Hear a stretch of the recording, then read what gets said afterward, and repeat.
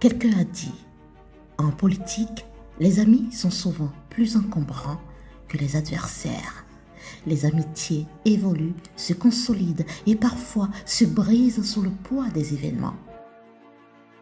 Au Bénin, le duo Olivier Boko et Patrice Talon en est l'exemple parfait.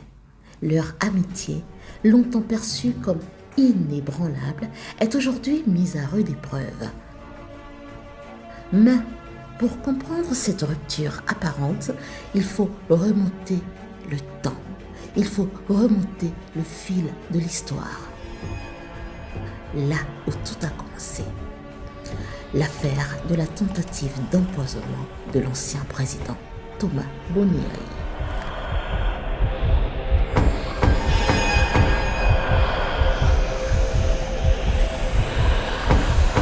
Tout a commencé en 2012. Le juge d'instruction saisi par le procureur de la République a remis en début de soirée hier les deux mandats d'arrêt internationaux. Le premier décerné contre le sieur Patrice Talon et le second décerné contre le sieur Boko et Olivier sont complices dans cette affaire qui secoue l'opinion publique nationale et internationale. Olivier Boko, proche et ami de Patrice Talon, est accusé aux côtés de ce dernier d'avoir orchestré une tentative d'empoisonnement contre le président de l'époque, Thomas Boniaï. Ce scandale est une bombe. Talon, autrefois allié de Boniaï, devient du jour au lendemain l'ennemi public numéro 1. L'affaire prend une dimension nationale et internationale avec un procès médiatisé où Talon et Boko sont traqués, contraints de s'exiler à Paris. Dire que les juges en France n'extradent pas, en tous les cas ne donnent pas leur feu vert à des demandes d'extradition quand celles-ci ne sont que le masque d'une persécution politique. Le 18 mai 2013, le juge Angelo Oussou prononce un non-lieu en faveur de Talon et de Boko, provoquant stupeur et incompréhension au sein de l'opinion publique. Ce conflit marque la fin d'une ère de proximité évidente pour les deux hommes, mais aussi le début d'un nouveau chapitre pour le Bénin. Je vais y aller et je voudrais pouvoir, avec vous, avec mes concitoyens, avec tout le monde, contribuer à ce pays sur le chemin de développement. Patrice Talon revient au pays un homme libre et avec une coalition politique est élu président de la République. Dès lors, Olivier Boko, discret mais influent, devient l'homme de confiance, l'ami fidèle et le numéro 2 officieux du pays. Pendant plusieurs années, la dynamique fusionnelle entre les deux hommes reste solide. Talon et Boko, un duo à la tête du Bénin, avec Talon au devant de la scène et Boko opérant dans l'ombre. Certains n'hésitent pas à qualifier Boko de président bis, tant son influence sur les affaires de l'État paraît profonde. En public, Patrice Talon lui rend hommage en le qualifiant non seulement d'ami, mais aussi de conscience. Un thème fort qui illustre bien la place centrale qu'occupèrent Boko au cœur du système.